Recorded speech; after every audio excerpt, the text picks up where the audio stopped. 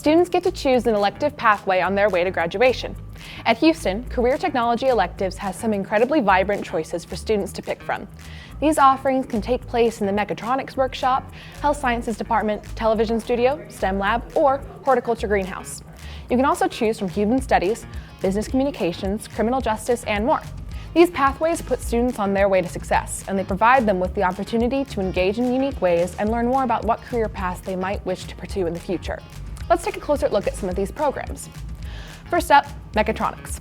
Mechatronics is a multidisciplinary branch of engineering that focuses on the engineering of both electrical and mechanical systems, and also includes robotics, electronics, computer, telecommunication systems, control, and product engineering. Industry certifications such as OSHA 10-hour and the Precision Measurement Instruments certification through Snap-on are available during this pathway. Next up is STEM.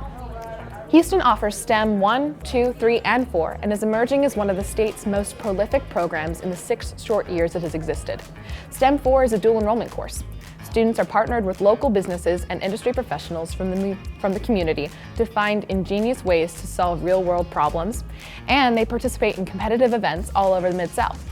Last but not least, let's look at health science.